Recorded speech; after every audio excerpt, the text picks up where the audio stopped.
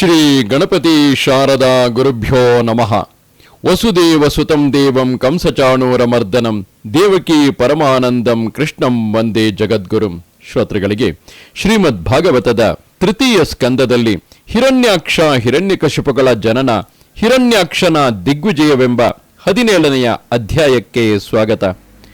ಮೈತ್ರೇಯ ಮಹರ್ಷಿಗಳು ವಿದುರನಿಗೆ ಹೇಳುತ್ತಾರೆ, ನಿಶಮ್ಯಾತ್ಮ ಭುವಾ ಗೀತಂ ಕಾರಣಂ ಶಂಕಯೋಜ್ಜಿತಾಃ ತತಸ್ಸರ್ವೇ ನ್ಯವರ್ತಂತ ತ್ರಿದಿವಾಯ ದಿವೌಕಸಃ. ಅಯ್ಯ ವಿದುರನೇ, ಕೇಳು, ಇದ್ದಕ್ಕಿದ್ದಂತೆಯೇ ಲೋಕದಲ್ಲಿ ಕಗ್ಗತ್ತಲೆ ಕವಿದಿರುವುದಕ್ಕೆ ಕಾರಣವೇನು ಎಂಬುದು ದೇವತೆಗಳಿಗೆ ಬ್ರಹ್ಮದೇವರು ನೀಡಿದ ವಿವರಣೆಯಿಂದ ಮನವರಿಕೆಯಾಯಿತು. ತಮ್ಮ ಆ ಶಂಕೆಯನ್ನು ಕಳೆದುಕೊಂಡು ಅವರು ಸ್ವರ್ಗಕ್ಕೆ ಹಿಂದಿರುಗಿದರು. ಇತ್ತ ಕಡೆ ದಿತಿದೇವಿಗೆ ತನಗೆ ಹುಟ್ಟುವ ಪುತ್ರರಿಂದ ಲೋಕಕ್ಕೆ ದೊಡ್ಡ ಉಪದ್ರವವು ಉಂಟಾಗುವುದೆಂಬ ಶಂಕೆಯು ಇದ್ದೇ ಇತ್ತು. ಆದ್ದರಿಂದ ಆ ಸಾಧ್ವಿಯು 100 ವರ್ಷಗಳ ಕಾಲ ಅದರ ಜನನವನ್ನು ತಡೆಹಿಡಿದಿದ್ದು ಕಡೆಗೆ 2 ಅವಳಿ ಗಂಡು ಮಕ್ಕಳನ್ನು ಹಡೆದಳು. ಆ ಪುತ್ರರು ಹುಟ್ಟುವ ಸಮಯದಲ್ಲಿ ಸ್ವರ್ಗದಲ್ಲೂ ಭೂಮಿಯಲ್ಲೂ ಅಂತರಿಕ್ಷದಲ್ಲೂ ಅನೇಕವಾದ ಉತ್ಪಾತಗಳು ಕಾಣಿಸಿಕೊಂಡು ಲೋಕಕ್ಕೆ ಮಿತಿಮೀರಿದ ಆತಂಕವನ್ನು ಉಂಟು ಮಾಡಿದವು. ಹಲವು ಕಡೆಗಳಲ್ಲಿ ಭೂಮಿಯು ಪರ್ವತಗಳು ನಡುಗತೊಡಗಿದವು. ಎಲ್ಲ ದಿಕ್ಕುಗಳಲ್ಲಿಯೂ ಬೆಂಕಿಯ ಜ್ವಾಲೆಗಳು ಕಾಣಿಸಿಕೊಂಡವು. ಅಲ್ಲಲ್ಲಿ ಉಲ್ಕೆಗಳು ಉದುರತೊಡಗಿದವು, ಸಿಡಿಲುಗಳು ಬಡಿಯತೊಡಗಿದವು ಮತ್ತು ಅನಿಷ್ಟವನ್ನು ಸೂಚಿಸುವ ಧೂಮಕೇತುಗಳು ಕಾಣಿಸಿಕೊಂಡವು. ಬಾರಿ ಬಾರಿಗೂ ಬುಸುಗುಟ್ಟುತ್ತಿವೆಯೋ ಎಂಬಂತೆ ಸೊಯ್ಯನೆ ಶಬ್ದ ಮಾಡುತ್ತಾ ಸೋಂಕಿದವರಿಗೆ ಸಹಿಸಲಾರದ ಕಷ್ಟವನ್ನು ಕೊಡುತ್ತಾ ದೊಡ್ಡ ದೊಡ್ಡ ಮರಗಳನ್ನು ಗಿರಿಗಳನ್ನು ಕೆಳಕ್ಕೆ ಬೀಳಿಸುತ್ತಾ ಸುಂಟರ ಗಾಳಿಯು ಭಯಂಕರವಾಗಿ ಬೀಸತೊಡಗಿತು. ಸುಳಿಗಾಳಿಗಳು ಸೇನಾ ಸಮೇತವಾಗಿ ಧೂಳಿಪಟಲವೆಂಬ ಧ್ವಜವನ್ನು ತೋರುತ್ತಾ ಲೋಕಗಳ ಮೇಲೆ ಮುತ್ತಿಗೆ ಹಾಕುತ್ತಿವೆಯೋ ಎಂಬಂತಿತ್ತು. ಕೋಲ್ಮಿಂಚುಗಳ ಬಳ್ಳಿಗಳು ಮತ್ತೆ ಮತ್ತೆ ಸುಳಿಯುತ್ತಾ ಕ್ರೂರವಾದ ನಗೆಯನ್ನು ಬೀರುತ್ತಿವೆಯೋ ಎಂಬಂತೆ ಕಾಣುತ್ತಿದ್ದವು. ಮೋಡಗಳ ಸಾಲುಗಳು ಒತ್ತಾಗಿ ಸೇರಿದ ಪರಿಣಾಮವಾಗಿ ನಕ್ಷತ್ರ ಗ್ರಹ ತಾರೆಗಳೆಲ್ಲವೂ ಮುಚ್ಚಿ ಹೋಗಿದ್ದರಿಂದ ಆಕಾಶದಲ್ಲಿ ಎಲ್ಲೆಲ್ಲೋ ಕಗ್ಗತ್ತಲು ಕವಿಯಿತು. ಎಲ್ಲೂ ಏನೂ ಕಾಣಿಸದಂತಾಯಿತು. ಸಮುದ್ರವು ಗಟ್ಟಿಯಾಗಿ ಗೋಳಿಡುತ್ತಿದೆಯೋ ಎಂಬಂತೆ ಭೋರ್ಗರೆಯುತ್ತಿತ್ತು. ಅದರ ಜಲದೊಳಗೆ ಕ್ಷೋಭೆಯುಂಟಾಗಿ ತೆರೆಗಳು ಮೇಲೆದ್ದು ಜಲಚರ ಪ್ರಾಣಿಗಳು ತಳಮಳಗುಟ್ಟಿದವು. ನದಿಗಳು, ಕೆರೆ, ಕುಂಟೆ, ಕೊಳಗಳೆ ಮುಂತಾದ ಜಲಾಶಯಗಳು ಬತ್ತಿ ಹೋಗಿ ನೀರಿನಲ್ಲಿ ಕಳಕಳಿಸುತ್ತಿದ್ದ ಕಮಲಗಳೆಲ್ಲ ಒಣಗಿ ಹೋದವು. ಸೂರ್ಯ ಚಂದ್ರರಿಗೆ ಮತ್ತೆ ಮತ್ತೆ ಗ್ರಹಣ ಹಿಡಿಯುತ್ತಿತ್ತು. ಅವರ ಸುತ್ತಲೂ ಅಮಂಗಳ ಸೂಚಕವಾದ ಪರಿವೇಶವೆಂಬ ಮಂಡಲಗಳು ಆವಿರ್ಭವಿಸಿದವು. ಆಕಾಶದಲ್ಲಿ ಮೋಡವಿಲ್ಲದ ಗರ್ಜನೆಗಳು, ಪರ್ವತ ಗುಹೆಗಳಲ್ಲಿ ರಥದ ಘರ್ಘರ ಧ್ವನಿಗಳು ಅಕಾರಣವಾಗಿ ಕೇಳಿಬರತೊಡಗಿದವು. ಹಳ್ಳಿಗಳಲ್ಲಿ ಊರೊಳಗೆ ನರಿಗಳು, ಗೂಬೆಗಳು ಕೂಗಿಕೊಳ್ಳುತ್ತಿರಲು ಹೆಣ್ಣು ನರಿಗಳು ಬಾಯಿಂದ ಭೀಕರವಾಗಿ ಬೆಂಕಿಯನ್ನು ಕಕ್ಕುತ್ತಾ ಅಮಂಗಳವಾಗಿ ಊಳಿಡತೊಡಗಿದವು. ಅಲ್ಲಲ್ಲಿ ನಾಯಿಗಳು ಕುತ್ತಿಗೆಯನ್ನು ಮೇಲಕ್ಕೆ ಎತ್ತಿಕೊಂಡು ಕೆಲವೊಮ್ಮೆ ಹಾಡುವಂತೆಯೂ ಕೆಲವೊಮ್ಮೆ ಅಳುವಂತೆಯೂ ಕೂಗಿಡುತ್ತಿದ್ದವು. ನದಿ ಕತ್ತೆಗಳ ಹಿಂಡುಗಳು ತಮ್ಮ ಗೊರಸುಗಳಿಂದ ನೆಲವನ್ನು ಗೆಬರುತ್ತಾ ಕರ್ಕಶವಾಗಿ ಅರಚುತ್ತಾ ಮತ್ತೇರಿ ರಭಸದಿಂದ ಓಡತೊಡಗಿದವು. ಹಕ್ಕಿಗಳು ಆ ಕತ್ತೆಗಳ ಶಬ್ದಕ್ಕೆ ಹೆದರಿ ಅಳುವಿನ ಧ್ವನಿ ಮಾಡುತ್ತಾ ಗೂಡುಗಳಿಂದ ಹೊರಕ್ಕೆ ಹಾರಿ ಬರತೊಡಗಿದವು. ದೊಡ್ಡಿಗಳಲ್ಲೂ ಕಾಡುಗಳಲ್ಲೂ ಪಶುಗಳು ಅಂಜಿಕೆಯಿಂದ ಮಲಮೂತ್ರಗಳನ್ನು ವಿಸರ್ಜನೆ ಮಾಡಿದವು. ಆಕಳುಗಳು ತುಂಬಾ ಭಯಗೊಂಡು ಹಾಲಿನ ಬದಲಿಗೆ ರಕ್ತವನ್ನು ಕರೆಯತೊಡಗಿದವು. ಮೋಡಗಳು ಮಲದ ಮಳೆಯನ್ನೇ ಸುರಿಸಿದವು. ದೇವತಾ ವಿಗ್ರಹಗಳ ಕಣ್ಣುಗಳಿಂದ ಕಣ್ಣೀರು ಸುರಿಯತೊಡಗಿತು. ಬಿರುಗಾಳಿ ಬೀಸದೆಯೇ ಮರಗಳು ನೆಲಕ್ಕೆ ಉರುಳಿದವು. ಕ್ರೂರ ಗ್ರಹಗಳು ಪ್ರಬಲವಾಗಿ ಸೌಮ್ಯ ಗ್ರಹಗಳನ್ನು ಮತ್ತು ನಕ್ಷತ್ರ ಗಣಗಳನ್ನು ಮೀರಿ ಹೋಗಿ ವಕ್ರ ಗತಿಯಿಂದ ಚಲಿಸುತ್ತಾ ಪರಸ್ಪರವಾಗಿ ಯುದ್ಧ ಮಾಡತೊಡಗಿದವು. ಈ ಅವಲಕ್ಷಣಗಳನ್ನು, ಇಂತಹ ಇನ್ನೂ ಅನೇಕ ಉತ್ಪಾತಗಳನ್ನು ಕಂಡು ಬ್ರಹ್ಮಪುತ್ರರಾದ ಸನಕಾದಿಗಳನ್ನು ಬಿಟ್ಟು ಉಳಿದವರೆಲ್ಲರೂ ಗಾಬರಿಗೊಂಡು ನಡುಗತೊಡಗಿದರು. ಆ ಉತ್ಪಾತಗಳ ಮರ್ಮವೇನೆಂಬುದನ್ನು ತಿಳಿಯದೆ ಪ್ರಜೆಗಳು ಈಗ ಇನ್ನೇನು ಜಗತ್ತಿನ ಪ್ರಳಯವೇ ಆಗಿಬಿಡುವುದು ಎಂದು ಭಾವಿಸಿದರು. ಹೀಗೆ ಹುಟ್ಟುತ್ತಲೇ ತಮ್ಮ ಭಯಂಕರವಾದ ಪೌರುಷವನ್ನು ಪ್ರಕಟಪಡಿಸುತ್ತಾ ಆ 2 ಆದಿದೈತ್ಯರು ಉಕ್ಕಿನಂತೆ ಗಟ್ಟಿಯಾದ ತಮ್ಮ ದೇಹಗಳಿಂದ ಪರ್ವತಗಳಂತೆ ಬೆಳೆಯತೊಡಗಿದರು. ಅವರು ಎಷ್ಟು ಎತ್ತರವಾಗಿ ಬೆಳೆದರು ಎಂದರೆ ಅವರು ಧರಿಸಿದ್ದ ಚಿನ್ನದ ಕಿರೀಟಗಳ ತುದಿಯು ಸ್ವರ್ಗವನ್ನು ಮುಟ್ಟುತ್ತಿತ್ತು. ರತ್ನ ಖಚಿತವಾದ ತೋಳ್ಬಳೆಗಳಿಂದ ಅಲಂಕೃತವಾಗಿದ್ದ ಅವರ ತೋಳುಗಳು ದಿಗಂತಗಳನ್ನು ತಡೆಯುತ್ತಿದ್ದವು. ಅವರು ನೆಲದ ಮೇಲೆ ಒಂದೊಂದು ಹೆಜ್ಜೆಯನ್ನು ಇರಿಸಿದರೂ ಭೂಮಿಯು ನಡುಗುತ್ತಿತ್ತು ಮತ್ತು ಅವರು ನಿಂತರೆಂದರೆ ಥಳಥಳಿಸುವ ನಡುದಾರದಿಂದ ಹೊಳೆಯುತ್ತಿದ್ದ ಅವರ ನಡುವು ತನ್ನ ಪ್ರಕಾಶದಿಂದ ಸೂರ್ಯನನ್ನು ತಿರಸ್ಕರಿಸುತ್ತಿತ್ತು. ಹಾಗೆ ಹುಟ್ಟಿದ ಅವಳಿ ಮಕ್ಕಳಿಗೆ ಕಶ್ಯಪ ಪ್ರಜಾಪತಿಗಳು ನಾಮಕರಣ ಮಾಡಿದರು. ಅವರಲ್ಲಿ ತಮ್ಮ ವೀರ್ಯದಿಂದ ದ್ವಿತೀಯ ಗರ್ಭದಲ್ಲಿ ಮೊದಲು ಸ್ಥಾಪಿಸಲ್ಪಟ್ಟ ಪುತ್ರನಿಗೆ ಹಿರಣ್ಯಕಶಿಪು ಎಂದು ಹೆಸರಿಟ್ಟರು. ದ್ವಿತೀಯ ಹೊಟ್ಟೆಯಿಂದ ಮೊದಲು ಹೊರಬಂದ ಪುತ್ರನು ಹಿರಣ್ಯಾಕ್ಷ ಎಂಬ ಹೆಸರಿನಿಂದ ಪ್ರಸಿದ್ಧನಾದನು. ಹಿರಿಯವನಾದ ಹಿರಣ್ಯಕಶಿಪುವು ಬ್ರಹ್ಮದೇವರ ವರದಿಂದ ತನಗೆ ಯಾರಿಂದಲೂ ಮೃತ್ಯುವಿಲ್ಲವೆಂದು ಭಾವಿಸಿ ಅಹಂಕಾರದಿಂದ ಕೊಬ್ಬಿದ್ದನು. ತನ್ನ ಭುಜ ಬಲದಿಂದ ಲೋಕಪಾಲರಿಂದೊಡಗೂಡಿದ 3 ಲೋಕಗಳನ್ನು ವಶಪಡಿಸಿಕೊಂಡು ಬಿಟ್ಟನು.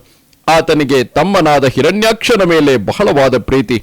ಹಿರಣ್ಯಾಕ್ಷನೂ ಸಹ ಅಣ್ಣನನ್ನು ತುಂಬಾ ಪ್ರೀತಿಸುತ್ತಾ ಆತನಿಗೆ ಪ್ರಿಯವಾಗುವಂತೆಯೇ ನಡೆಯುತ್ತಿದ್ದನು. ಹೀಗೆಯೇ ಇರುವಾಗ ಒಂದು ದಿನ ಹಿರಣ್ಯಾಕ್ಷನು ಕೈಯಲ್ಲಿ ಗದೆಯನ್ನು ಹಿಡಿದು ಯುದ್ಧಕ್ಕಾಗಿ ಹಂಬಲಿಸುತ್ತಾ ಸ್ವರ್ಗಲೋಕಕ್ಕೆ ಹೋದನು. ಆತನ ರೂಪ, ಪರಾಕ್ರಮ ಮತ್ತು ವೇಗಗಳು ಎಲ್ಲರಲ್ಲೂ ಭಯವನ್ನು ಉಂಟು ಮಾಡುತ್ತಿದ್ದವು. ಕಾಲುಗಳಲ್ಲಿ ಚಿನ್ನದ ಕಾಲಂದುಗೆಗಳು ಝಣಝಣಿಸುತ್ತಿದ್ದವು. ಕತ್ತಿನಲ್ಲಿ ವಿಜಯ ಸೂಚಕವಾದ ಮಾಲೆಯು ಕಂಗೊಳಿಸುತ್ತಿತ್ತು ಮತ್ತು ಹೆಗಲಿನ ಮೇಲೆ ವಿಶಾಲವಾದ ಗದೆಯು ಮೆರೆಯುತ್ತಿತ್ತು. ಮನೋಬಲ, ದೇಹಬಲ ಮತ್ತು ಬ್ರಹ್ಮದೇವರು ಕೊಟ್ಟಿದ್ದ ವರದ ಬಲಗಳು ಆತನನ್ನು ಮತ್ತೇರಿಸಿದ್ದವು.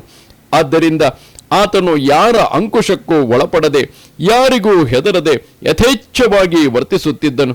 ಆತನನ್ನು ಕಂಡೊಡನೆಯೇ ದೇವತೆಗಳು ಗರುಡನನ್ನು ಕಂಡ ಸರ್ಪಗಳಂತೆ ಭಯಗ್ರಸ್ತರಾಗಿ ಅವಿತುಕೊಂಡು ಬಿಟ್ಟರು.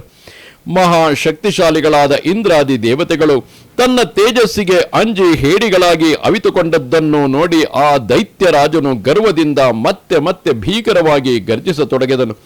ಅನಂತರ ಮಹಾಸತ್ವನಾದ ಆ ಅಸುರ ರಾಜನು ಅಲ್ಲಿಂದ ಹಿಂದಿರುಗಿ ಜಲಕ್ರೀಡೆಯನ್ನಾಡುವ ಇಚ್ಛೆಯಿಂದ ಮಧ್ಯಾಹ್ನಯೋಪಾದಿಯಲ್ಲಿ ತರಂಗ ಮಾಲೆಗಳಿಂದ ಭೀಕರವಾಗಿ ಭೋರ್ಗರೆಯುತ್ತಿದ್ದ ಗಂಭೀರವಾದ ಸಮುದ್ರದೊಳಗೆ ನುಗ್ಗಿದನು. ಆತನು ಅಲ್ಲಿ ಹೆಜ್ಜೆ ಹಾಕಿದೊಡನೆ ಅಲ್ಲಿದ್ದ ವರುಣದೇವರ ಸೈನಿಕರಾದ ಜಲಚರ ಜೀವಿಗಳೆಲ್ಲ ತಬ್ಬಿಬ್ಬಾಗಿ ಆತನು ತಮ್ಮನ್ನು ಹೊಡೆಯದೇ ಇದ್ದರೂ ಆತನ ತೇಜಸ್ಸಿನಿಂದಲೇ ಗಾಬರಿಗೊಂಡು ದೂರಕ್ಕೆ ಓಡಿ ಹೋಗಿಬಿಟ್ಟವು. ಆ ಮಹಾಬಲಶಾಲಿಯಾದ ದೈತ್ಯನು ಅನೇಕ ವರ್ಷಗಳ ಕಾಲ ಆ ಕಡಲಿನಲ್ಲಿ ವಿಹರಿಸುತ್ತಿದ್ದನು. ಅಲ್ಲೂ ತನಗೆ ಎದುರಾಳಿಯು ಯಾರೂ ಸಿಕ್ಕದಿರಲು ಆತನು ವಾಯುವೇಗದಿಂದ ಮೇಲಕ್ಕೆ ಏಳುತ್ತಿದ್ದ ಆ ಸಮುದ್ರದ ಪ್ರಚಂಡವಾದ ತರಂಗಗಳನ್ನೇ ತನ್ನ ಉಕ್ಕಿನ ಗದಾಯುಧದಿಂದ ಅಪ್ಪಳಿಸುತ್ತಿದ್ದನು. ಹೀಗೆಯೇ ಸುತ್ತಾಡುತ್ತಾ ಆತನು ವರುಣದೇವರ ರಾಜಧಾನಿಯಾದ ವಿಭಾವರಿ ಪುರಿಯನ್ನು ತಲುಪಿದನು. ಅಲ್ಲಿ ಆತನು ಪಾತಾಳ ಲೋಕದ ಅಧಿಪತಿಗಳು ಜಲಚರಗಳ ಒಡೆಯನು ಆದ ವರುಣದೇವರನ್ನು ಕಂಡನು. ಒಡನೆಯೇ ಅವರನ್ನು ಕುರಿತು ಗೇಲಿ ಕುಚೋದ್ಯಗಳನ್ನು ಮಾಡಿ ಹುಸಿನಗೆಯಿಂದ, ಮಹಾರಾಜರೇ, ನನಗೆ ಯುದ್ಧ ಭಿಕ್ಷೆಯನ್ನು ದಯಪಾಲಿಸೋಣವಾಗಲಿ ಎಂದು ಪ್ರಾರ್ಥಿಸಿದನು. ತ್ವಂ ಲೋಕಪಾಲೋಧಿಪತಿರ್ಬೃಹಚ್ಛ್ರವ ವೀರ್ಯಾಪಹೋ ದುರ್ಮದ ವೀರಮಾನಿನಾಂ ವಿಜಿತ್ಯ ಲೋಕೆ ಕಿಲ ದೈತ್ಯ ದಾನವ ದ್ರಾಜಸೂಯೇನ ಪುರಾಜಯತ್ ಪ್ರಭೋ. ಪ್ರಭುಗಳೇ, ತಾವು ಲೋಕಪಾಲಕರು, ರಾಜಾಧಿರಾಜರು, ತಮ್ಮನ್ನು ಅಸಮಾನ ವೀರರೆಂದು ತಿಳಿದುಕೊಂಡಿದ್ದ ಮಹಾಕೀರ್ತಿಶಾಲಿಗಳಾದ ಅನೇಕ ವೀರರ ಪರಾಕ್ರಮದ ಮದವನ್ನು ಮರ್ದನ ಮಾಡಿದ್ದೀರಿ. ಒಮ್ಮೆ ಲೋಕದ ಎಲ್ಲ ದೈತ್ಯ ದಾನವರನ್ನು ಸೋಲಿಸಿ ರಾಜಸೂಯ ಯಜ್ಞವನ್ನು ಮಾಡಿದ್ದೀರಿ. ಇಂತಹ ತಾವು ದಯವಿಟ್ಟು ದೀನನಾದ ನನಗೆ ಯುದ್ಧ ಭಿಕ್ಷೆಯನ್ನು ಅನುಗ್ರಹಿಸಬೇಕು ಎಂದು ಅಂಗಲಾಚಿದನು. ಸಯೇವ ಮುತ್ಸಿಕ್ತ ಮದೇನ ವಿದ್ವಿಷ ದೃಢಂ ಪ್ರಲಬ್ಧೋ ಭಗವಾನ ಪಾಂಪತಿ ರೋಷಂ ಸಮುತ್ಥಂ ಶಮಯನ್ ಸ್ವಯಾಧಿಯ ವ್ಯವೋಚಯದಂಗೋಪಶಮಂ ಗತಾವಯಂ. ಹೀಗೆ ಮದದಿಂದ ಉಕ್ಕೇರಿದ್ದ ಆ ಶತ್ರುವಿನ ಹಾಸ್ಯ ವಚನದಿಂದ ಕೂಡಿದ್ದ ಹೀಯಾಳಿಕೆಯನ್ನು ಕೇಳಿ ವರುಣ ದೇವರಿಗೆ ಮಿತಿಮೀರಿದ ಕೋಪವೇನೋ ಉಂಟಾಯಿತು. ಆದರೆ ಅವರು ತಮ್ಮ ಬುದ್ಧಿಬಲದಿಂದ ಆ ಉಮ್ಮಳಿಸಿದ ಕ್ರೋಧವನ್ನು ತಡೆದುಕೊಂಡು ಆತನಿಗೆ ಹೀಗೆಂದರು: ಅಯ್ಯ ವೀರಾಗ್ರಣಿಯೇ, ಈಗ ನಾವು ಯುದ್ಧದ ಅಭಿಲಾಷೆಯನ್ನೇ ತೊರೆದು ಶಾಂತರು ವಿರಕ್ತರು ಆಗಿಬಿಟ್ಟಿದ್ದೇವೆ. ಪಶ್ಯಾಮಿ ನಾನ್ಯಂ ಪುರುಷಾತ್